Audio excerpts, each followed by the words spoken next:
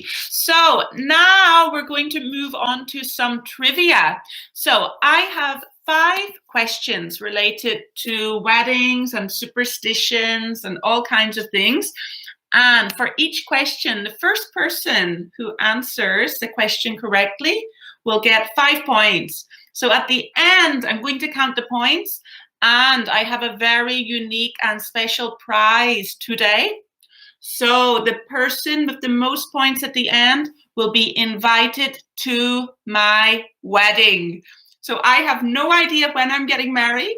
I have no idea where it will be. I have no idea who my husband will be. I hope it will be Park Seo-joon, but the winner will be invited to my wedding when it happens. So I will search for you and invite you. So there's a lot of pressure. If my wedding is a destination wedding, I can't pay for flights. I'm sorry, but you will be invited. So let's go through the questions. So first one. So we have 5 questions in total. First question. Yujik, you hope to go? So the first question is, traditionally when proposing in the West, a man should spend on an engagement ring. So traditionally when a man asks his girlfriend to marry him, he buys a diamond ring. And there is a certain amount of money that he should spend on this ring. So let's see your answers. So it's not like a value like $1,000. So spend money. Yeah, money is definitely needed, but how much money? So we have a winner for this one already. So Jay's first answer was correct. So, well, I think, so traditionally a man should spend 3 months of his salary. So for example, maybe he makes a salary of 3 million won per month. Then how much should he spend on a ring? He should spend 9 million won on the engagement ring. So this is tradition. Some people are kind of going against tradition nowadays. So not everybody sticks to this rule. And it's a lot of money. But that is the tradition. And some men do still feel some pressure to spend 3 months of their salary. So if you marry someone and they are the CEO of a company, you are going to get a very, very big diamond. So yeah, it's very generous. But actually, when my brother was proposing to his wife, a few years ago, he asked me to come and pick the ring with him. So I actually went with him to many different jewelers to pick the engagement ring. And he felt a lot of pressure to like buy the most expensive one. Usually girls' family pay for the wedding. So in the past, Jay, yes, the father of the bride would pay for the wedding traditionally, but this doesn't happen anymore. So nowadays the couple pay for their wedding. So it's a really, really expensive thing to pay for. So if they're from a rich family, sometimes the families will offer to pay, but usually the couple pay for their own wedding. So they save for a long time in order to be able to pay for this. And I think generally it's a lot more expensive than in Korea. So yeah, I think Korean weddings are a little bit cheaper. But then in Korean weddings, you have to buy like gifts for your in-laws, right? So you buy like a watch or an expensive handbag. We don't have these kind of gifts.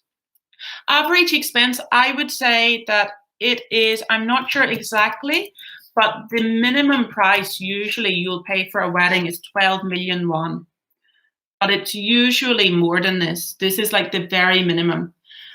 So it depends on how many people that you will invite, and it depends on like how fancy you want your invitations and things to be. But I would say like most people spend a lot more than 12 million won. One of my friends just organized her wedding in Italy for this summer, and unfortunately it will have to be cancelled because of the coronavirus. but I think she spent about 80 million won on her wedding. So it was a destination wedding. And she spent so much money on the wedding planner and the dress and everything. And now, unfortunately, because of the coronavirus, her wedding will have to be either delayed or totally cancelled. So a lot of people are losing a lot of money because of weddings these days. And my cousin was due to get married in the UK. But at the moment, if you want to get married, you can only invite 2 people to your wedding. So you can't even have both parents. You have to choose like only 2 people. So yeah. So Jay, you can also say, yeah, there's also an after party after the reception. So Sunglim, that's not just for the ceremony, that's for the ceremony and the reception.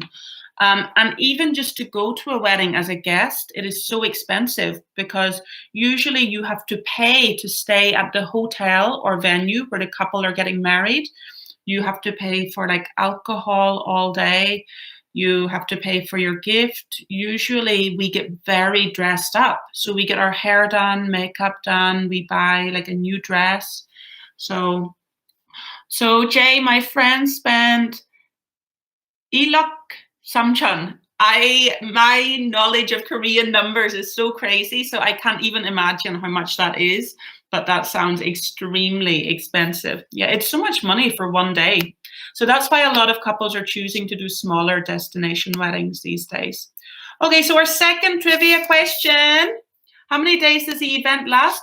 Usually 1 complete day, but if they are getting married in the countryside, the guests will usually stay the night before the wedding and the night of the wedding.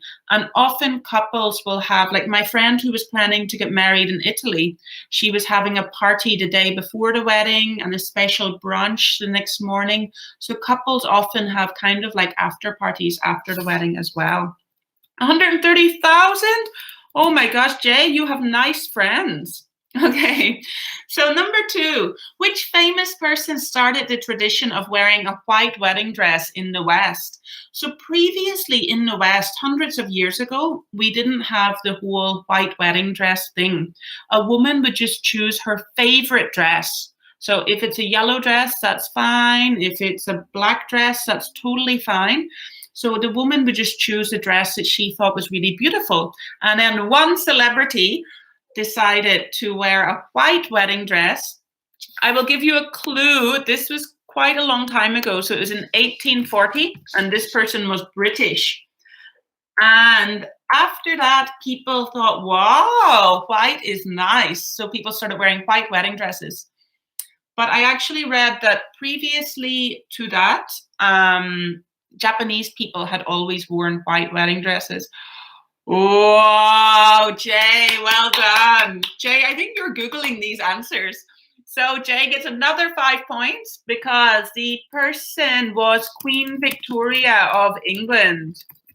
I think your answer was copied and pasted there, Jay. Yeah. So the answer is Queen Victoria of England. So as you guys probably know, when the royal family get married in England, it is such a huge event.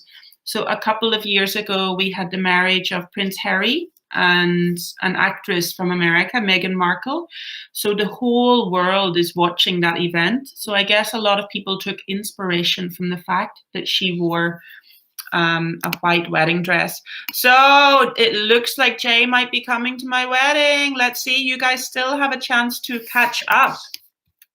Okay, so what is the most popular place for destination weddings? So I talked about how a lot of couples go overseas for their wedding. Yep, Apple. So in this particular Jay, no, you can't bring any +1s. It will depend on the size of my wedding. Hawaii, okay, you can only have one choice, so Jay is out for this one. So the most popular place for destination weddings, I will give you a clue. It is a city in the United States of America. Put your answers in, go, go, go. So in this place, 100,000 weddings happen every year. Florida? Nope. Kwangson Church? Nope. Jay, LA? Nope. Jay, you've had too many answers now. So this is a very famous place because it's very quick to get married here. You can just go, we call it a little white church, and you can just go and in 20 minutes you're married. And a lot of people get married here when they are drunk. That might be a clue. So this is a place that many people drink alcohol. It's a city. It's in the United States of America. Wow! Okay, I'm going to give Sunglim the answer because Jay got it right, but Jay had too many guesses. So Sunglim, Las Vegas, very good. Bob also got it. So 5 points to Sunglim. So Las Vegas is very popular for destination weddings because it's just so cheap and quick and easy. So it's not really my style of wedding. There are a lot of movies that are made about this. So they have little white chapels or little white churches that you can go, and often the wedding is very funny. Like the person who is doing the ceremony is dressed like Elvis or dressed like a character or something. So yeah, very funny, Jay. Okay, so 2 more questions. So why does a bride, this is another superstition, why does a bride traditionally wear a veil over her face? So usually in the West, the bride has a long veil, and traditionally she wears it here. And then when she comes to the front of the church, she will lift it and reveal her face. So we call this accessory a veil. So why does a woman traditionally wear it over her face? So this is a difficult question. You might need to search online for the answer. To stay innocent? Nope, that's not the answer.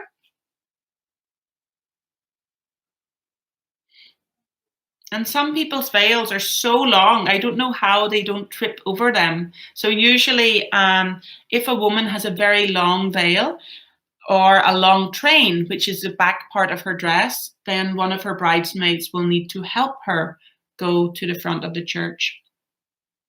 So it looks beautiful. Nope. So this is a superstition, like Mishin is seen as a sign of humility before God. I think you copied and pasted this, Jay, but nope, that's not the answer. Church tradition. Well, Jay, I don't think Google is correct in this one because I've read a lot of information about this. Maybe that's one website. So I may have to give you guys the answer for this. Bob, that's a good guess. The bride cannot show anyone her face except for her husband, but it's not correct. So I will give you guys the answer for this one because we don't have too much time left. So the reason that she wears a veil over her face traditionally is to protect her from evil spirits. Yes, Jay, don't trust Wikipedia because anyone can write information on there. So the bride usually wears a veil because she thinks it's protecting her from evil spirits. I don't know. This is what I found out. Okay, so we have Jay in the lead with 10 points. And we have Sunglim with 5 points. So we have one final question. Why do people wear their wedding ring on the left ring finger? So we call this finger our ring finger.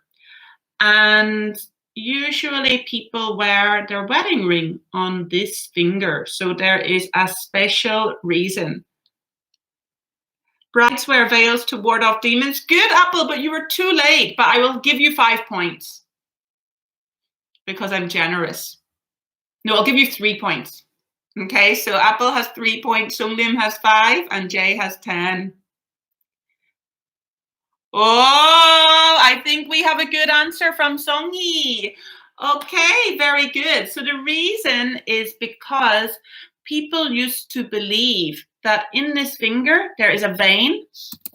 So vein is like that carries the blood, and there is a vein that connects this finger directly to the heart. So, you use the right hand usually. So maybe in Korea it's different. Kwangsan. So I think Apple, you typed, instead of typing the question into Google, you typed it into our chat. But Songhee got this answer correct. Songhee has 5 points. It connects with the heart. So I'm going to give one bonus question because some people are very close. So on the wedding day, the bride usually wears something new, something borrowed, for example, from her mom or friend, and something, what color does the bride usually wear? Something small of on her wedding day. So she usually wears something old, new, borrowed. Bob, well done. So we say old, new, borrowed, blue. So often the bride will wear, like it's considered good luck, so the bride will wear maybe a small pair of blue earrings or a pair of blue shoes or something that's not too obvious. So it's kind of a rhyme, old, new, borrowed, blue. So Bob is the winner for this one. Okay, so thank you for participating in our trivia. I would wear pink for sure, gold, pink. Wow. Okay, interesting. So our winner is Jay. So Jay, if you do come to my wedding, you have to give me lots of money, give a very generous gift. So I hope that it will be to Park Seo-joon. So if any of you guys know him, maybe you can give him some hints. But I have no idea when it will be, but I'll make sure to let you know if and when it happens. So thank you guys so much for participating today. I'm going to give you a 5-minute break now because then at 2 o'clock, Cassandra will be coming and she's going to be talking about relationships and dating. So I talked about weddings and you're going to find out a little bit more about differences in the East and the West. It's going to be really interesting. So I hope that you guys all have a great weekend and I hope to see you all next week. Have a great day. Woo. Thank you.